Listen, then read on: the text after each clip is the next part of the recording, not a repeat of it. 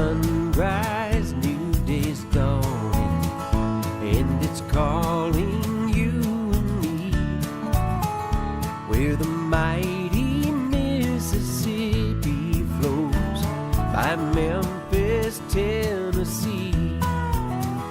We've got woodlands, fields, and water. Hey, there is no better way.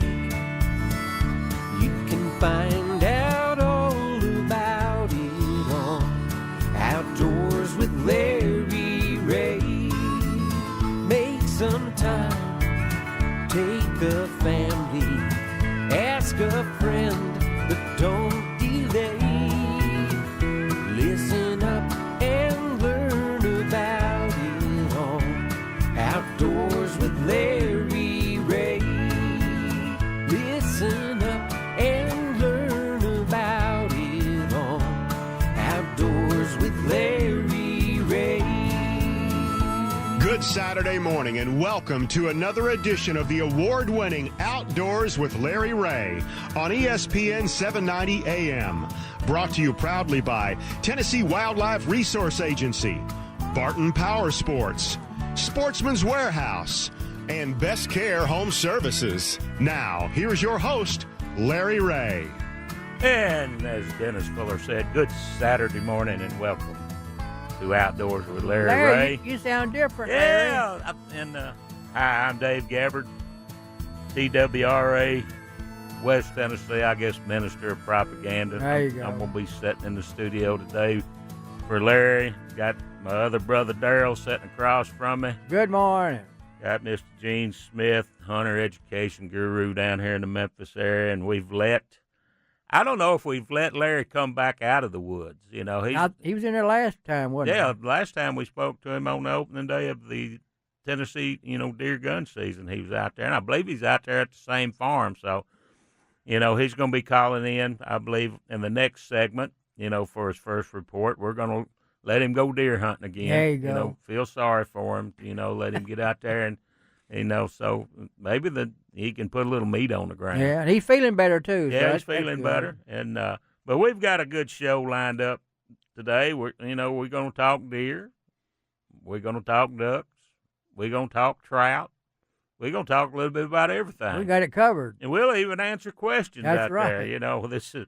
This is Open Mic Saturday here on ESPN 790. If you want to give us a call, here if you're locally, of course, it's 274-7979. Or if you're outside the Memphis area, you can use the toll-free number at 800-759-6279. And we're going to be with you for the next hour and a half. So we've captured your radio. There we go. We took it over. Everything. So, but first Saturday in December. Isn't that something? Everything. 60 degrees. And we're sitting here, and of course, got Greg Ratliff, our executive producer, sitting in there with his loaded finger. I'm finally back. Yeah. Yeah. He's kind of on a sabbatical the last time we were in the studio, but everything. So you can tell it's December here. We walk in the studio this morning, and it looks right Christmassy in get here. the microphones all decorated. The microphones decorated up, little silver garland strung around, and everything. But we wish, hope everybody had a good, wonderful Thanksgiving and didn't eat too much. Yeah, I didn't either. But everything. But now we're first Saturday in December. Today is the opening of Tennessee, what I call the late and straight duck season. We open today, and we will go to the last Sunday in January that's out there. And, of course, probably seen a lot of boats going out this morning, but going to be a beautiful day. It's strange for the first part of December because it's going to be in the mid-60s today. Isn't that something? And so here in Memphis, this morning, I believe they got the big marathon. It's Oh, yeah. be running, St. Jude, so, yeah. it should be a pleasant day for the runners, the temperature and everything. So, like I said, today's the opening day of the late and straight duck season. Of course, the deer gun season is going on, and that will, be till the end of December. Of course, we need some cold weather up north to push those ducks down. I was by the blind yesterday. In fact, I'm headed to the blind after, up today after the radio show and stuff. But yesterday early, there's a lot of ducks down. Okay. And we probably had a couple of thousand, sitting out there, in the, as we call it, in the hole. Yeah. That our field that's flooded. And but a lot of geese, of course, geese everywhere, but a lot of specks. I'm seeing a lot more specks this really? year, speckled bellies than snows. Of course, we've got, and over in Missouri, the guys I know with, leases and stuff over there and blinds on those rice fields. They're covered up with ducks and geese. Right. I've seen some video one of my friends took that back like the day before the season opened. They was over there making sure some equipment on their blind and everything. But he said, "Look at this video out in their field. They probably had, I kid you not, 25,000 ducks sitting on it." So, but if you're headed to the blind this morning, want to make sure that, the daily bag limit on ducks is 6. Out of that 6, you can only have 4 mallards. And out of those 4 mallards, you can only two of them can be female. Or Susies or hens, if you want to call them.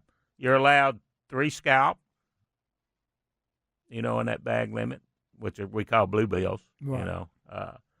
3 wood ducks, 2 black ducks, 2 canvasbacks, 2 redheads, and 1 pintail. They cut the pintail back, but we're seeing a lot of pintails. Oh, I'm yeah. seeing a lot of pintails. So you want to make sure, to know your ducks out there.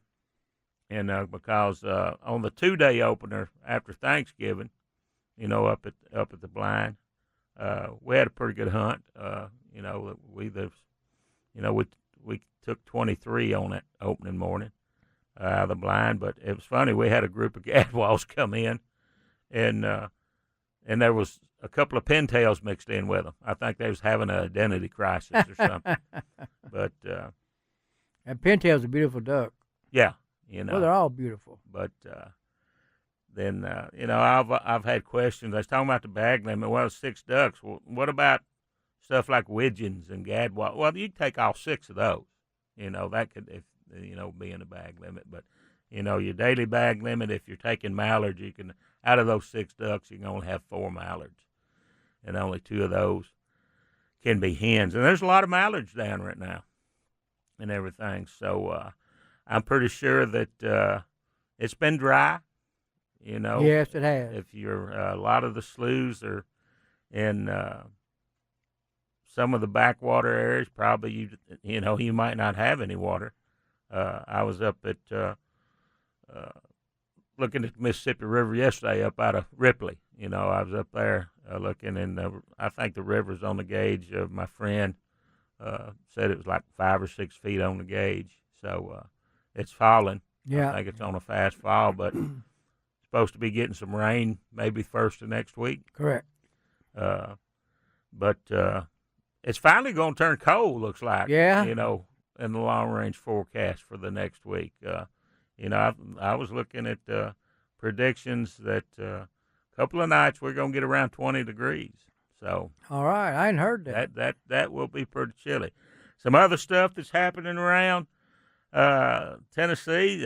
Next week we've got the Tennessee Fish and Wildlife Commission is going to be meeting in West Tennessee at Bolivar. Okay. Up there at a facility called Lone Oak Farms, a new big facility that belongs to the University of Tennessee Agricultural Extension. They're making that into a like a big convention type center, Okay. training center. Okay, yeah. For their facilities, but beautiful place up there. Just sits a little south of Bolivar. So I haven't seen the agenda yet, but it should be out on our website first of the week. They'll be meeting Thursday and Friday.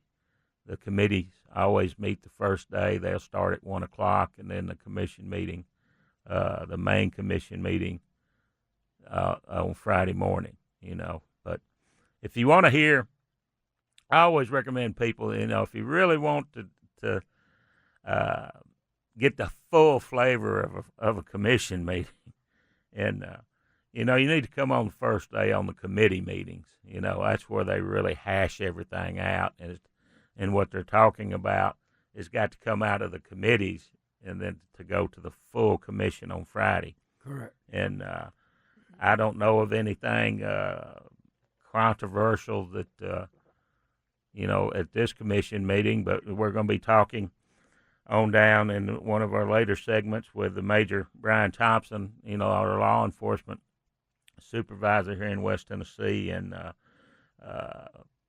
get the agency's fixing to kick off a pretty big chronic wasting disease campaign. Oh boy! We're going to talk about Yeah. that. In fact, I have heard some talk that right now, to bring a deer in from Tennessee, from one of the states that has documented chronic wasting disease, it's got to be, the carcass, the meat, it's got to be boned out. If you bring the antlers in, skull plate's got to be clean and everything. And it's just certain states right now. But I've heard down the road that the commission is looking at banning all deer coming in from other states unless they're done that way. Right. So yeah. we'll be talking to Brian a little bit more on that. So what about Hunter Ed? Yeah, well, the range is closed down because they put new heat and air in there. Okay, yeah, I believe that's been on the drawing board for several years. Yeah, it And never was really warm or cool in the shooting range. right, So they put a bigger unit in there. Okay, well, I hear music. Yep, it's that time. I see Greg's loaded finger. He's pointing at me. So y'all get up, go get you a cup of coffee, and come back for the next segment, Outdoors with Larry Ray, with the man himself. Should be in the deer stand by now, or he should be in the blind by now. He should be. Yeah. If he's not wandering around lost, he will be in the blind. Come back for the next segment of Outdoors with Larry Ray.